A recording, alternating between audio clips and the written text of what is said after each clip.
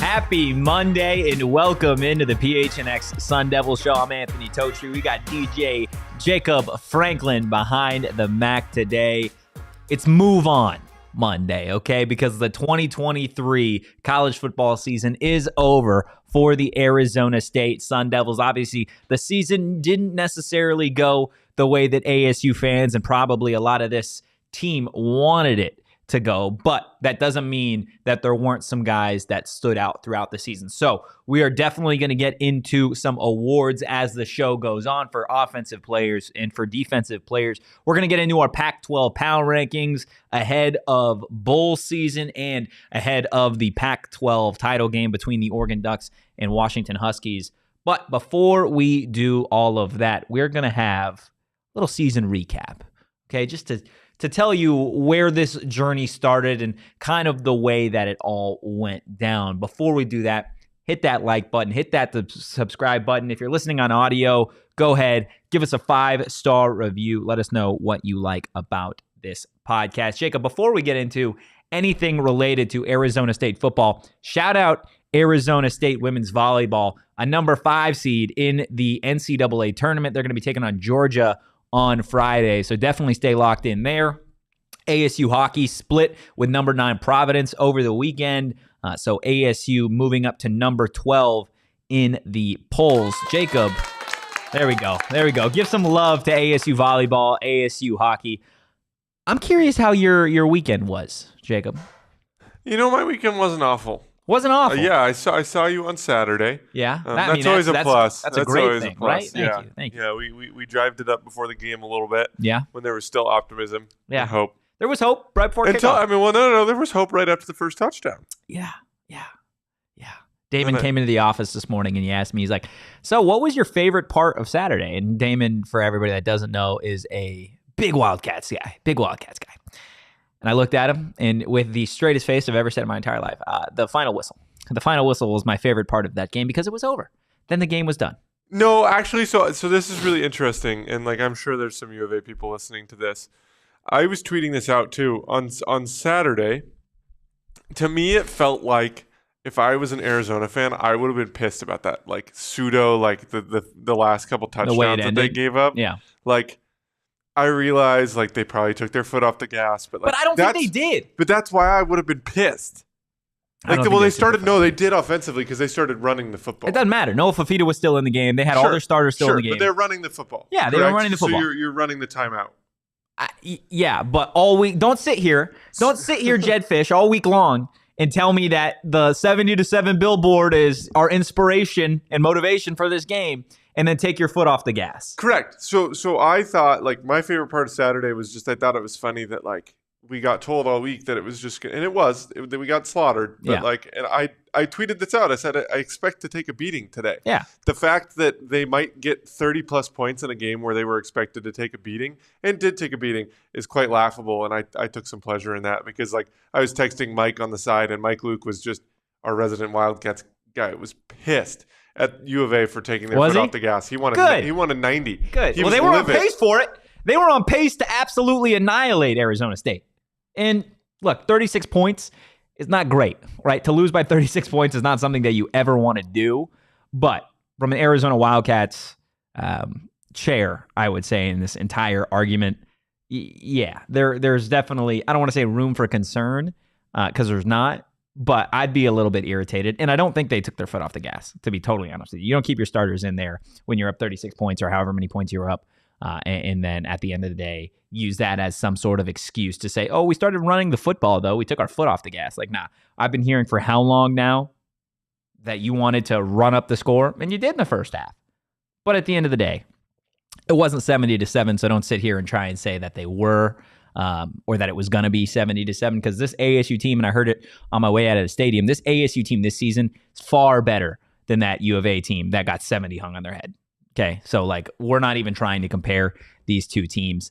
But while we talk about the 2023 Territorial Cup and the way that that ended, it was obviously the period at the end of the 2023 season. So how did this whole thing kind of get started, right? Well, take you back to November 27th, 2022, the day that Kenny Dillingham was named the 26th head coach in program history, right? That's technically, I guess, for ASU fans, when all eyes began to turn to the future, to the 2023 season, and it was nothing but pure optimism, right? You had a guy who's known for, his love for the state of Arizona, his passion for Arizona State. He was at one point a GA here. You'd seen his success at Memphis, at Auburn, at Florida State, and then obviously recently, prior to Arizona State, you saw what he was able to accomplish with Bo Nix in Oregon.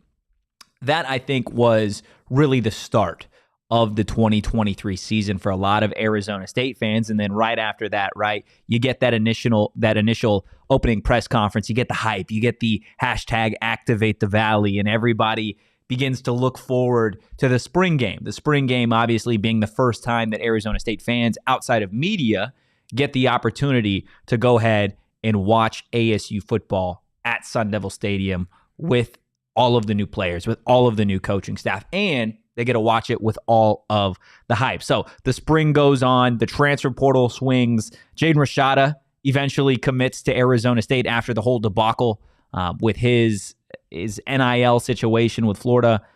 And you have the hype train, right? You have Kenny Dillingham. You've got Xavier Guillory, Clayton Smith, Prince Dorba, guys going off during the spring practices.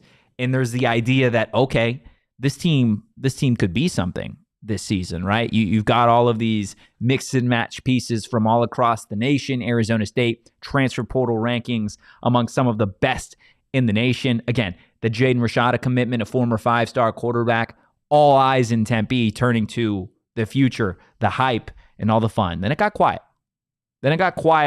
Over the summer, and everybody kind of took their foot off the gas. They turned their attention to other things with Arizona State, and rightfully so. And then fall camp hits. And the hype builds right back up again with some of the skill guys: Elijah Badger, Jalin Conyers, Cam Skattebo, DeCarlos Brooks. Defensively, guys like Ro Torrance, Jordan Clark, Trey Brown, right? BJ Green. And then the quarterback competition. The quarterback competition in the fall was an interesting point, looking back at it now with the season having been wrapped up. Drew Pine, the Notre Dame transfer, a guy that I'd covered in the past. And again, I would say he's a little bit more of an athletic Trenton Bourguet. Then you had Trenton Bourguet, the Arizona kid. Yeah, it was the whole story last season, throwing for 350, 400 yards every single game, in wins or losses. It didn't really matter. And then you got the young buck. You got Jaden Rashada, the former 5-star recruit who ended up committing to Arizona State. The weeks go on in fall camp. Jaden Rashada officially named the starter. To a lot of people, that was a surprise. But when you got to week 1 against Southern Utah, and you had that first half, and you saw what Jaden Rashada was capable of, that bomb of a touchdown to Xavier Guillory on 4th down with a phenomenal touchdown celebration. I think after that first half, everybody, yes, it was a closer first half than I think a lot of fans would have maybe liked. But there was, I think, amongst ASU fans, the idea of like, okay, man, this is like, there was all the hype dating back to November 27th. And they're like, this could be real.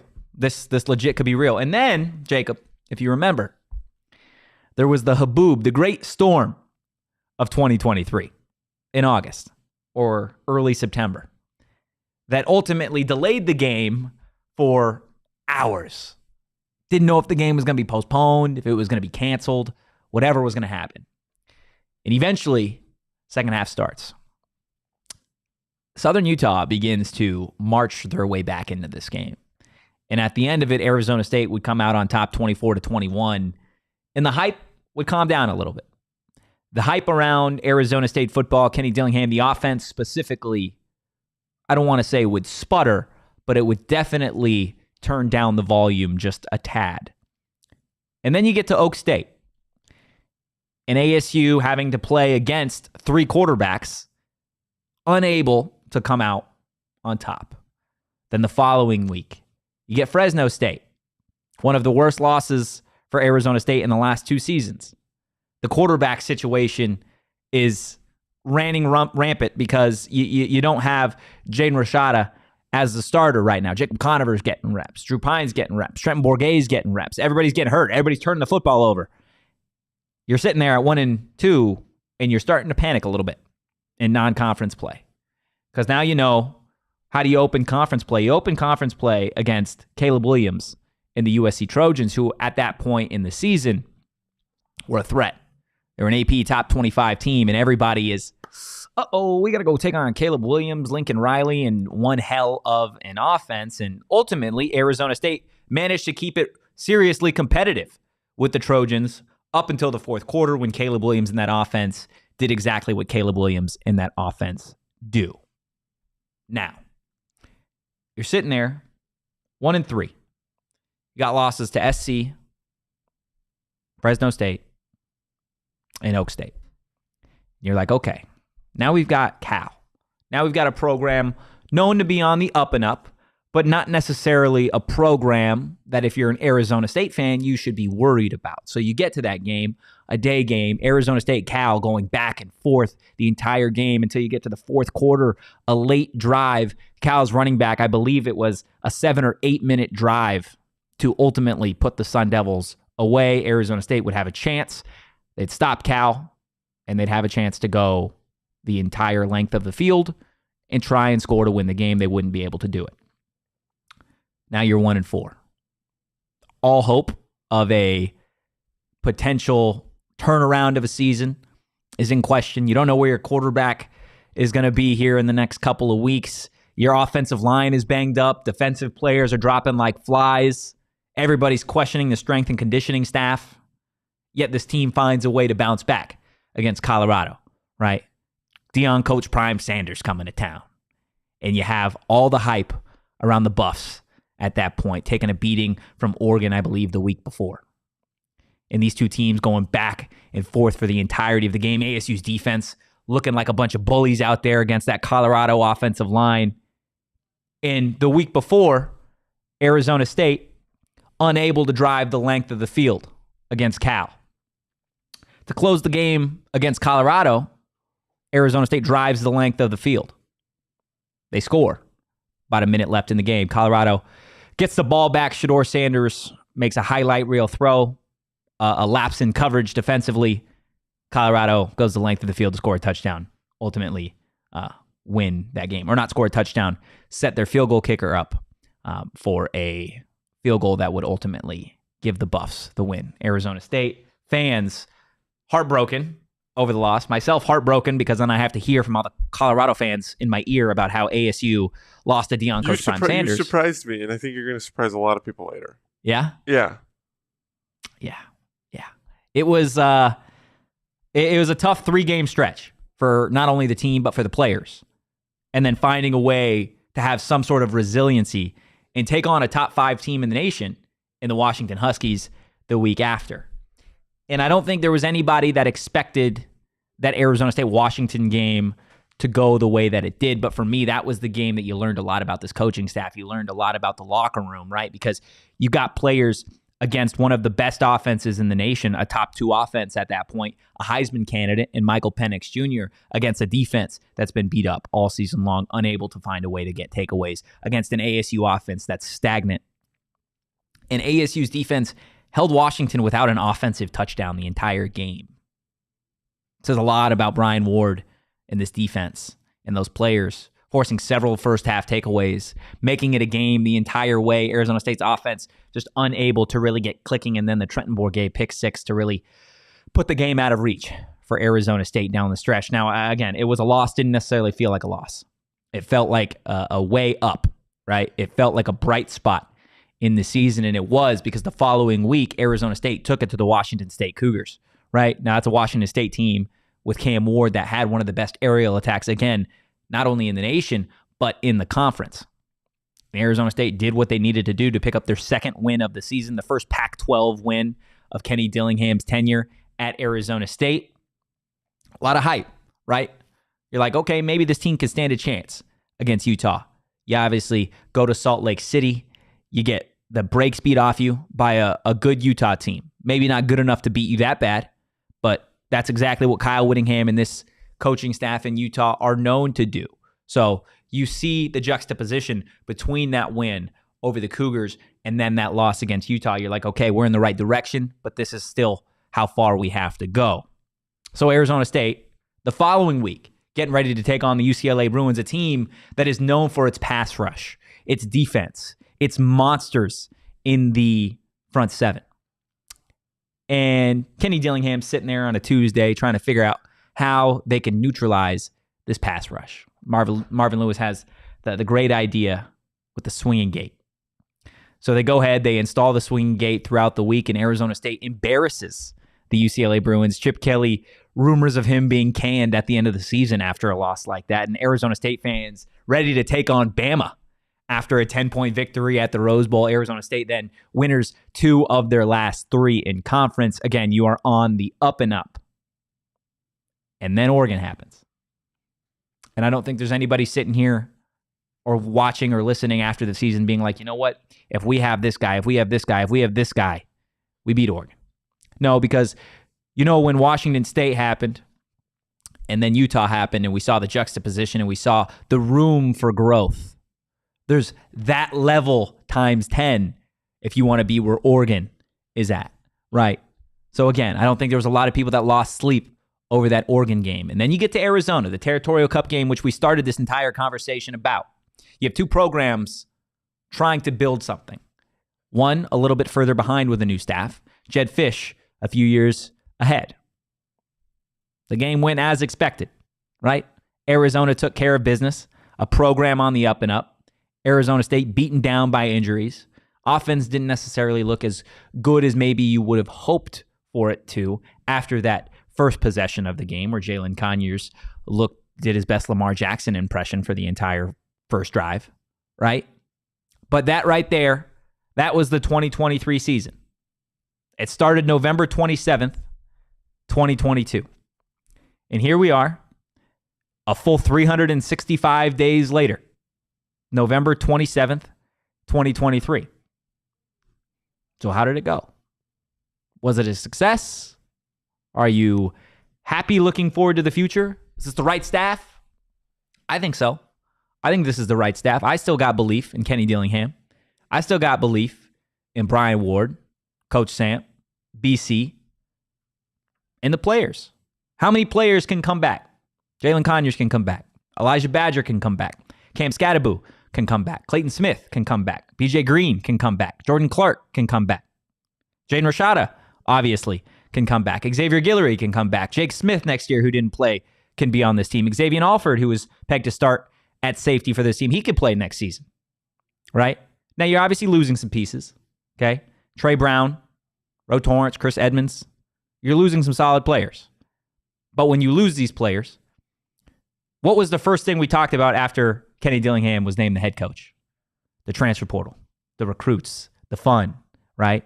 Had one of the best incoming transfer classes in recent history for Arizona State. And that's because of the hype, right? Now, like I said, we sit here 365 days later, and I'm not saying the hype is gone.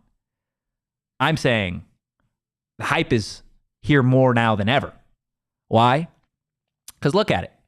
The bowl ban is over. It's behind us. Arizona State, unless something crazy happens, should be able to compete for a bowl game next season, right?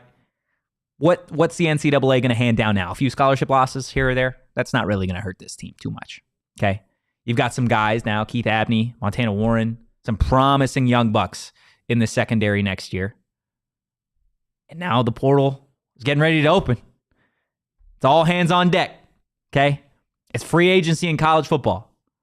So the hype starts again. November 27th, 2023. This is when the 2024 season officially starts for Arizona State, okay? Now, we're going to go ahead. We're going to get into some of these awards for the offense and the defense for this 2023 season, but I want you to remember this last 20 minutes that we just had here. where I told you when we walked through the entire season for Arizona State. You remember the highs, you remember the lows, the uncertainty, the storm, the Jaden Rashada, the transfer portal, all of it. Because that's what college football is, right? You have an entire 365 days now, and we'll have the same conversation at the end of it. But who knows? Maybe Arizona State's competing for a bowl game. Maybe Jaden Rashada is in the Heisman conversation. Who knows? You never know what could happen this season. It could be next week. Some of these players that I just listed could transfer. They could enter the NFL draft. You never know. But that's why you're a sports fan, right? For the unknown, the parody, the fun.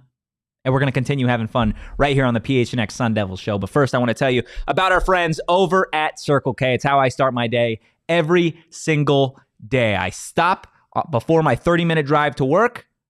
I head into a Circle K, not even if I need gas, but just to pick up some snacks, pick up an energy drink to start my day, to get me juiced. That's what Circle K does. They're going to get you guys juiced for your week. And they've got a new free membership program that's going to be saving you guys money every single day, the same way that it saves me money. Save 25 cents per gallon on your first 5 fill-ups. Save 3 cents per gallon every single day. And get every 6th free on a selection of Circle K products. We're talking pizza, coffee, ice cold fountain drinks, and more. Go ahead and join Inner Circle for free by downloading that Circle K app today. Terms and conditions apply at participating locations.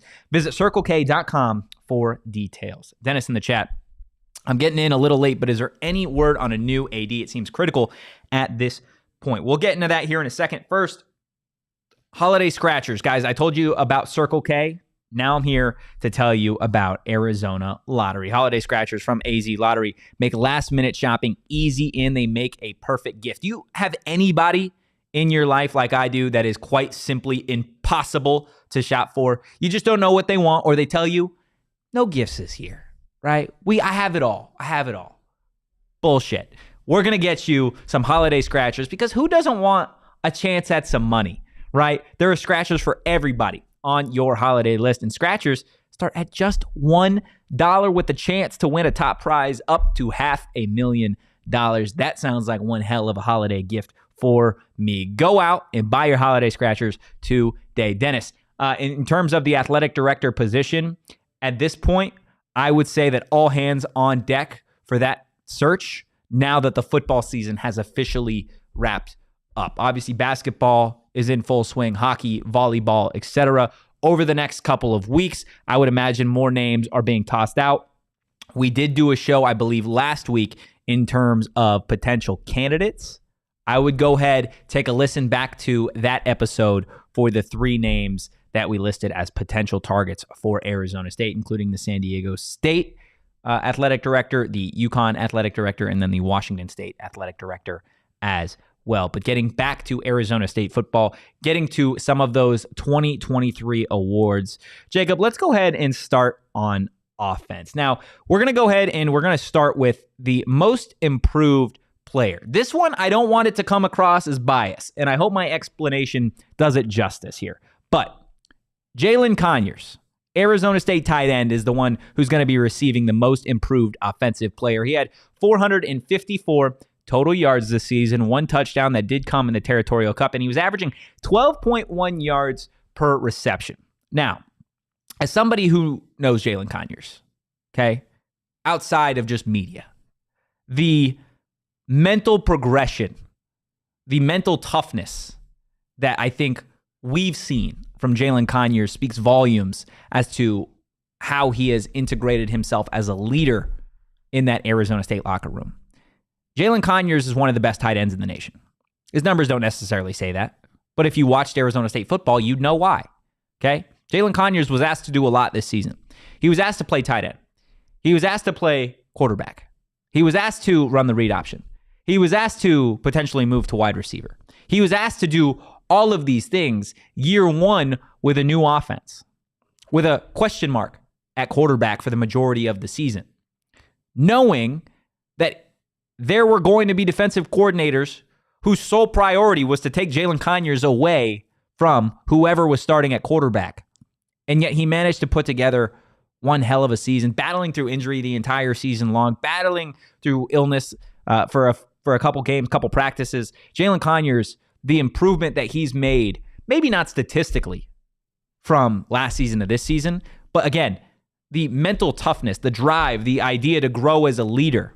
Jalin Conyers grew ridiculously, I would say, from last season to this season. He deserves as much love for what he did for this Arizona State team, not just the offense, but the team all season long. Now, let's go ahead and get to the biggest surprise. The biggest surprise of the Arizona State offense this season. Troy Omeire, a guy who really stepped up when Xavier Guillory went down with injury. Troy having 20 catches, 223 receiving yards, and 3 touchdowns, man. His third touchdown came in that, again, 2023 Territorial Cup. One hell of a grab. Dime. It was just a crazy play, which, again, I think further illustrates just how much this team is rallying around this coaching staff. When you're losing by that much constantly, week in, week out, and you have the mental toughness, the effort to continue to step up. Troy is a wide receiver who came in with a ridiculous receiving core. Realistically, Xavier Guillory, Elijah Badger, Jalin Conyers, Melquan Stovall, Gio Standers. There's a lot of guys in that wide receiver room. And Troy was able to step up. There are people out there initially that were like, you know what? Troy can't play. Troy's just tall. Troy's your goal line guy. Troy, I think, showed that he is more than just a red zone threat. And to me, he was seriously the biggest surprise. I didn't expect him to have the type of season that he had on the perimeter this year. And I think he's grown as a wide receiver, and I'm excited to see what the future holds for Troy. Now, before we get to the most valuable player, let's go ahead and talk about some honorable mentions here. Okay, Sean Nah, freshman offensive tackle for Arizona State, getting plugged and pushed into that offensive line at tackle when Asaya Glass entered the transfer portal, or when there was injuries up front all year long, dude, all year long. There was mix and matching, the offense changing coordinators at a certain point. And Sean Nah, literally on a team plane at one point, told that he was going to be starting at tackle. That takes a dog. That's a tough position to play, especially in this conference with the edge rushers that are here. And it makes them all the better. Absolutely. Those reps moving forward now for him are going to be crucial. That opportunity, that situation, Sean Nah is going to be prepared to be a starting caliber offensive lineman for Arizona State starting as early as next year. And I think that says, again, a lot about Sean, but even more so about the type of player that Arizona State and Kenny Dillingham are going after this time around versus what coaching staffs in the previous seasons have gone after, whether that be in the transfer portal or recruitment. Now, Elijah Badger is another honorable mention here. I wish to God that I could have given multiple MVPs. Elijah Badger, dude, he is Brandon Ayuk, he is N'Keal Harry, he is Jalen Strong, he is an Arizona State Sun Devil through and through. He's a guy that 10 years from now, you talk about the 2022 season, the 2023 season, you talk about stars. The way that we talk about the Jalen Mary, or we talk about N'Keal Harry, or the way we talk about Brandon Ayuk. Elijah Badger is that guy. Now, Elijah Badger has the opportunity to return to Arizona State. Will he? I don't know. Can't blame him, though, if he opts to go somewhere else or if he opts to declare for the NFL draft. Elijah Badger is a Sun Devil through and through. It's a bummer he didn't get a play in that 2023 Territorial Cup, but I'll tell you what, he wanted to. Injuries suck, dude. Injuries suck. Elijah Badger is a Arizona State Sun Devil through and through. And just for shits and gigs, Elijah Badger's final totals on the season. Mind you, Arizona State, Jacob Conover played quarterback. Jaden Rashada played quarterback. Trenton Bourguet played quarterback. Drew Pine played quarterback. Jalin Conyers played quarterback. Cam Skattebo played quarterback. There were 6 potential quarterbacks out there for the Arizona State Sun Devils. And Elijah Badger, 65 receptions, 713 yards, 3 touchdowns, a long of 65, and averaged 11 yards per catch. Elijah Badger got screwed at the start of the season by not being named to any of the preseason Pac-12 rosters. Absolutely screwed. Elijah Badger is one of the best wide receivers that I have ever covered. Elijah Badger will play on Sundays. I covered Notre Dame. Elijah Badger would be a starting wide receiver for the Notre Dame Fighting Irish. And there is no doubt in my mind. I covered Florida State. I've seen LSU. I've seen UCF. Elijah Badger would start at all of those universities. And there is zero doubt in my mind that he would be one hell of a receiver. And imagine what he could do when he's got a quarterback playing for an entire season. That's why I think Elijah Badger would be so much damn fun to watch next season for the Maroon and Gold, assuming they have themselves a quarterback that is able to play all 12 games. But without further ado, I don't think there's anybody going to have any issues with the most valuable player on the Arizona State offense. It is none other than Cam Skattebo. My goodness, take a bow. 1,069 total yards, 10 touchdowns, average 4.8 yards per carry. Cam Skattebo was a running back, a quarterback, a punter. He caught passes out of the backfield. He was a hell of a pass blocker. Cam Skattebo was the heartbeat of the Arizona State offense. And at a certain point, I think watching Cam Skattebo is a big reason why people tuned into ASU football games. Because you're like, what crazy thing is this kid going to do next? Right? And every week he surprised you. Cam Skattebo was the best punter on this team. I firmly believe that. Cam Skattebo has a hell of an arm. Also, Cam Skattebo, I think, is the last player that I would want to have to tackle in the fourth quarter of a football game on this Arizona State football team. He's that damn good, okay?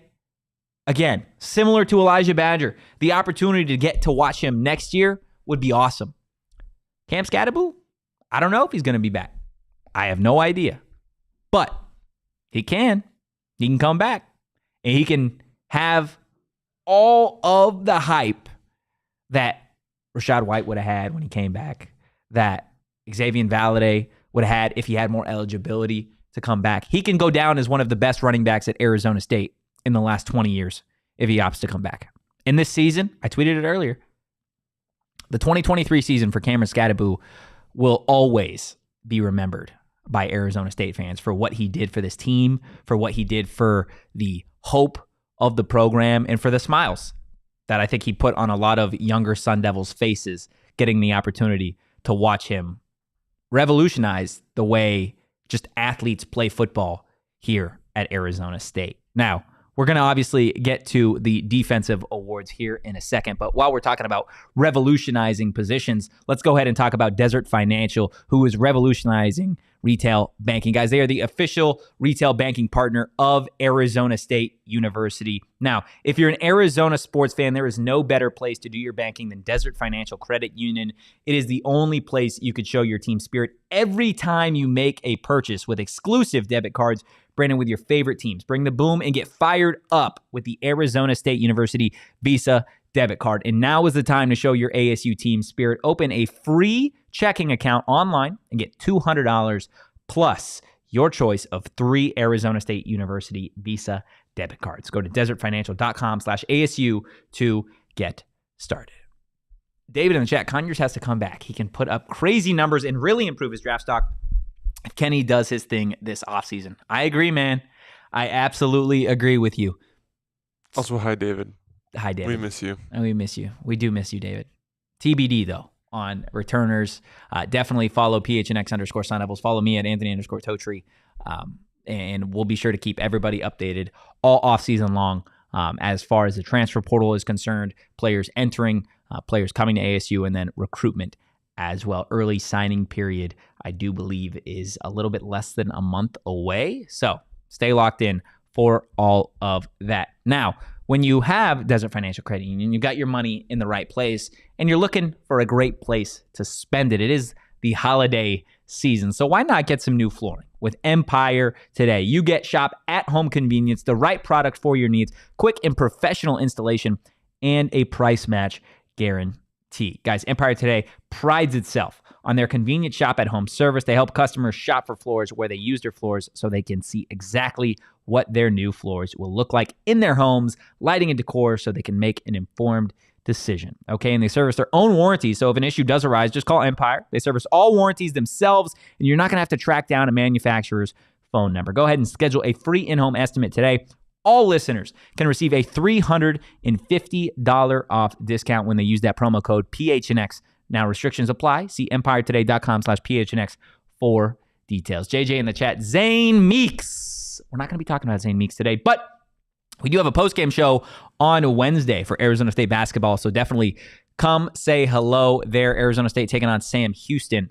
So we'll definitely keep you locked and loaded on all the Bobby Hurley Arizona State basketball news as the week goes on. But transitioning over to the other side of the football for the Arizona State defense, taking a look at some of those 2023 awards. I do want to get to honorable mention this time before we go ahead and kick things off. And I'm going to start with a guy playing defensive back opposite Ro Torrance for the entire season. Ed Woods, dude. Ed Woods, I don't think got enough love this year. 33 total tackles, 4 pass deflections, an INT, and 2 forced fumbles. Ed Woods was a guy, I think, coming into the year that was lost a little bit.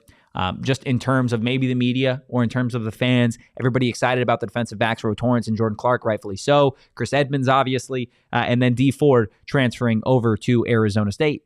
Then not to mention all of the freshmen that you had. Ed Woods kind of got lost in the conversation, but he had as good of a fall camp as anybody.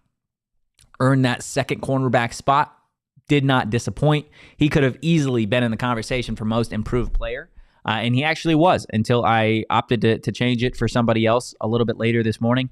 But Ed Woods, again, deserves a lot of love for what he did for this Arizona State defense. I also want to give some love to Prince Dorba. Prince Dorba, who dealt with injuries a little bit later on in the season. This is a guy transferring over who, with all of the pass rushers that this team had, I don't really know what the expectations going into the season were for a transfer edge guy. 30 total tackles, 6 sacks, tied for the most on the team.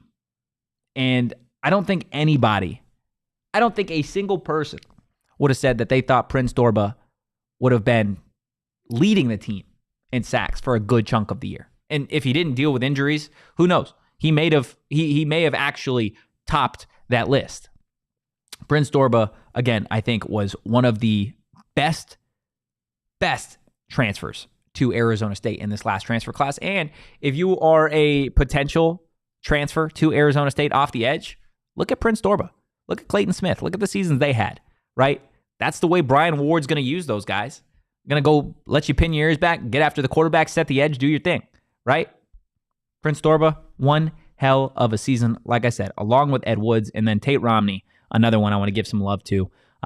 Kind of being pushed into that role. Didn't really know what the linebacker situation was going to be. You had Juju Mitchell get dismissed from the team at the start of the year. Trey Brown obviously had a hell of a season, dealt with injuries himself. Will Schaefer entered the transfer portal.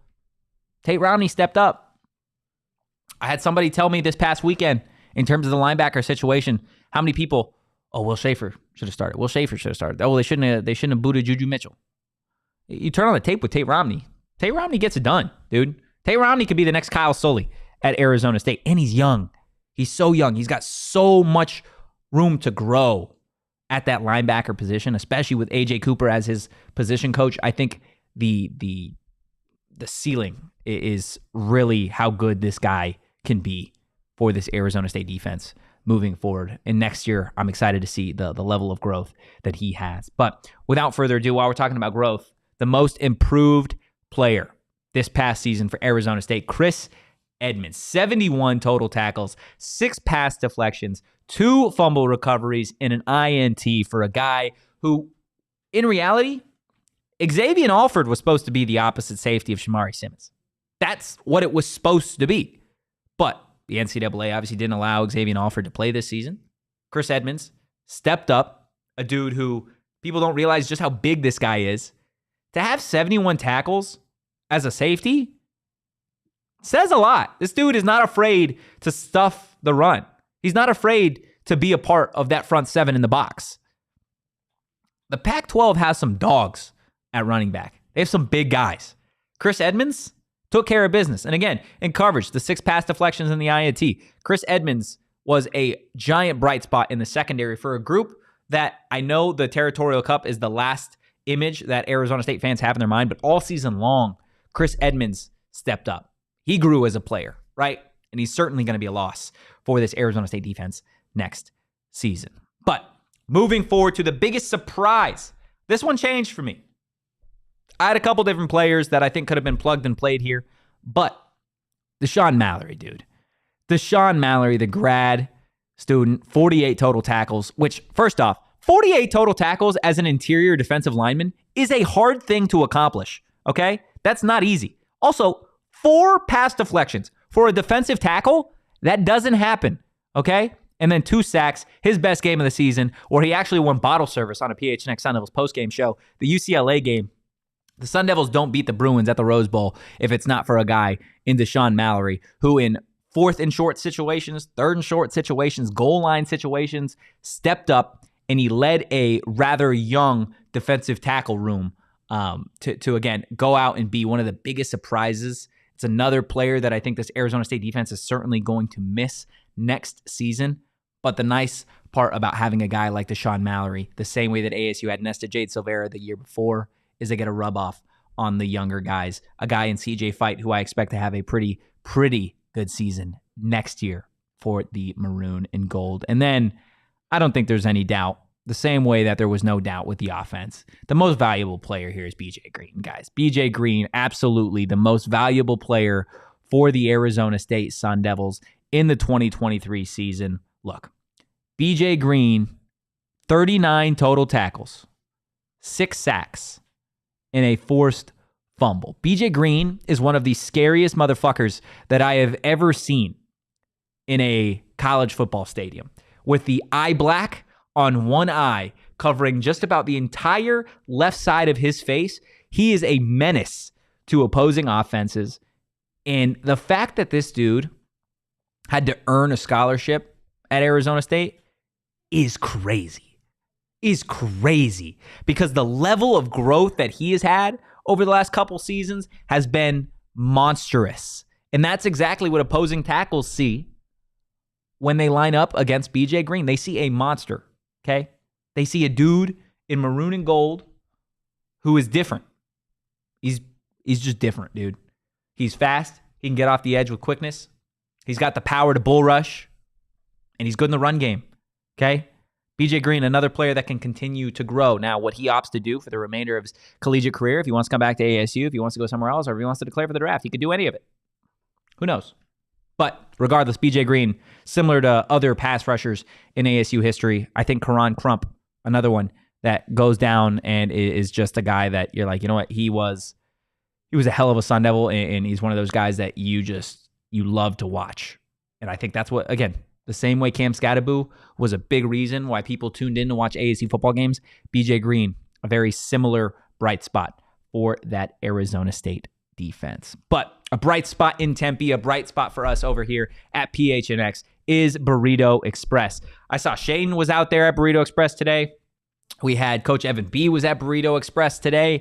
Guys, check it out. If you haven't been, Burrito Express has locations all over the valley, and it is so damn good. Plus, they've got NIL deals with some ASU athletes. So anytime you go to Burrito Express, pick up a burrito, you're supporting Arizona State athletes as well. Go ahead, grab a burrito and follow them on social at Burrito EXP.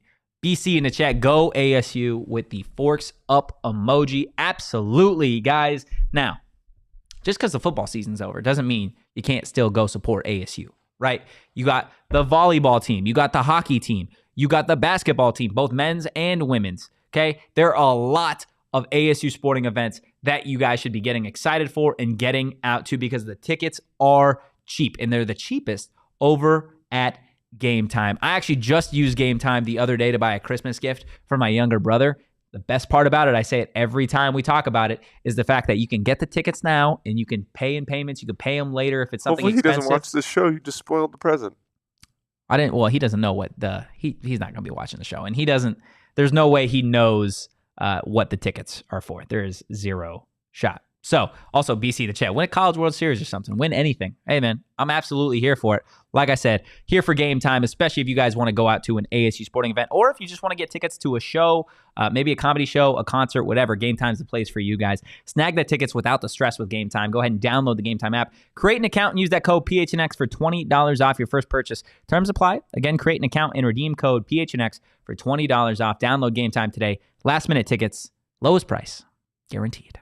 Now, Jacob, it is time for the final Pac-12 Power Rankings of the regular season.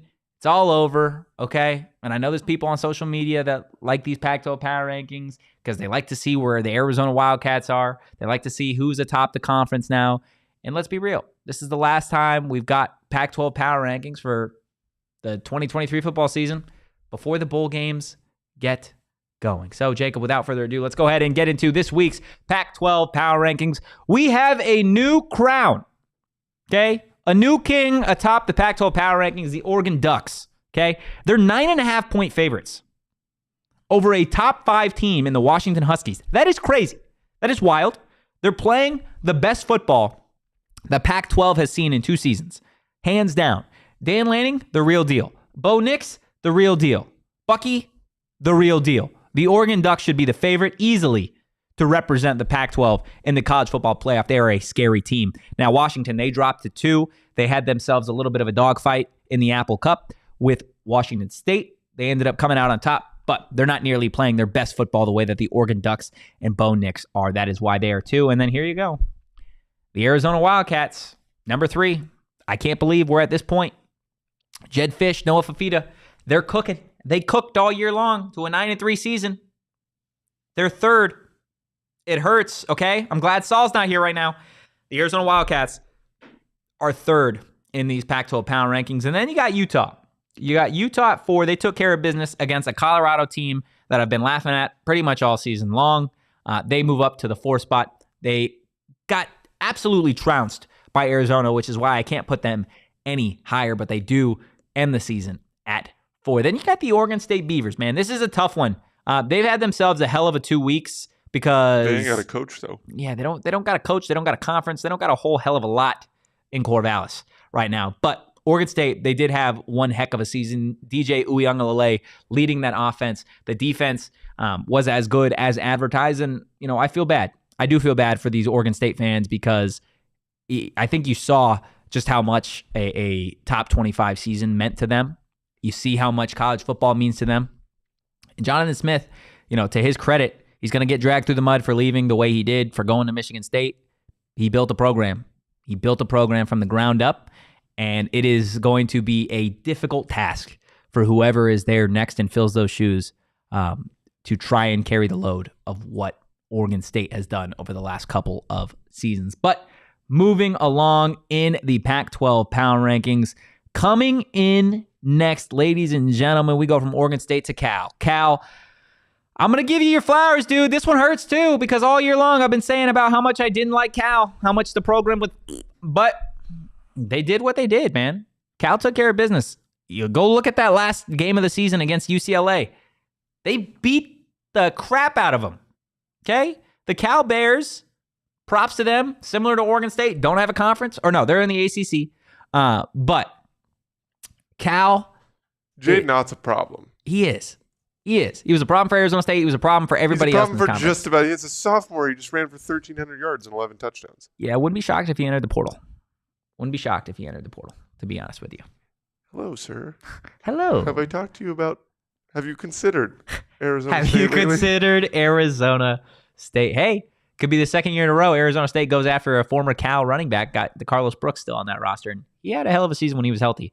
But yeah, Cal, give them all the flowers, all the love, finishing top 6 in these Pac-12 Power Rankings. You got Wazoo, man. Talk about a hell of a season. They're at number 7 in the Pac-12 Power Rankings. They fought tooth and nail in that Apple Cup with Michael Penix Jr. and that Washington offense. Obviously didn't come out on top. They had a rocky season. At one point, they were in the AP Top 25. At another point, they had lost, I believe, 3 or 4 straight. Cam Ward is one hell of a quarterback. Unfortunately, it wasn't enough for them to be in the top 6 of these Pac-12 Power Rankings. They just had such a bad stretch of games, including that loss to Arizona State, which ultimately ended their season in pretty ugly fashion. Moving on to number 8. This is weird. Chip Kelly and the UCLA Bruins, they fall to number 8, obviously, after the ass-kicking that they took from Cal over the weekend. Chip Kelly and this UCLA team are in an interesting spot. Where do you go? Well, you're moving to the Big Ten. Do you have a quarterback? Maybe. Do you have the right coach? Maybe.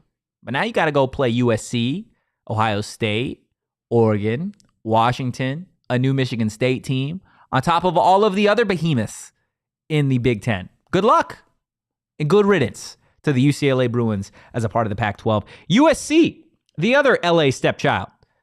What a failure of a season for Lincoln Riley and Caleb Williams, finishing the Pac-12 Power Rankings at number 9, at one point an AP top 10 team, falling to number 9 in this conference after just not being able to play defense. It's crazy. You know what they say? Offense entertains, but defense wins championships. And Alex Grinch, at one point the defensive coordinator for USC, I don't think he knew that. I think he enjoyed living in his $4 million mansion in Los Angeles by the beach. Didn't really care too much about coaching the defense. It's a bummer, though. Real bummer. USC's defense on its way to the Big Ten to get absolutely embarrassed every single week. And hey, Lincoln, just a reminder, you can't take Caleb Williams with you anymore. He's probably headed to the league where he's going to make some money and probably be on an even worse defense than USC. So shout out the USC Trojans for finishing number 9 in these Pac-12 Power Rankings. Moving on to, this one hurts even more, number 10. This is where you surprised me. Colorado finishing number 10. This is, technically, Colorado, I believe, finished last in the conference because of their conference record. Their only win was against Arizona State. But I'm going to be real. It's going to be interesting to see what Coach Prime Sanders does in the offseason. They've lost a handful of recruits and commits already based off of the way that they finished the season. Arizona State was their last win. They lost out after that. Not a good look. The offensive line is bad. Like Deion said, there's going to be coaching changes. Shador's not going to be there forever. Deion's going to have to figure it out if they're going to want to make any sort of room or any sort of jump into the AP Top 25 consistently or in these Pac-12 Power Rankings. Number 11, the Arizona State Sun Devils. Man, this one's tough. But in reality, with the injuries, with the uncertainty at quarterback, with the offensive coordinators switching from Bo Baldwin to Kenny Dillingham, the defense going from one of the hottest units in the Pac-12 to a group that gets embarrassed by Arizona, I think 11's where you got to put them. Seriously, it hurts, but I think Kenny Dillingham and the staff, they're going to be on the right track. They're going to get this team right. They're going to get this program right on its way to the Big 12. But this season was obviously a tough first year for Dilly and the Devils. And then finally, rounding out these Pac-12 Power Rankings, the Stanford Cardinal.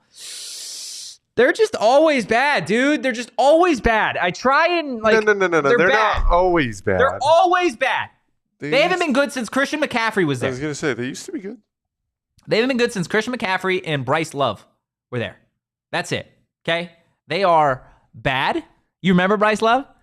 You remember? Yeah. I had to think about it. Dude was a dog. Dude was an absolute dog. But yeah, Stanford, look. What about Andrew Luck? Oh, yeah. That's crazy. Look, the Stanford Cardinal, another team with a first-year head coach this past season, they're on their way to the ACC.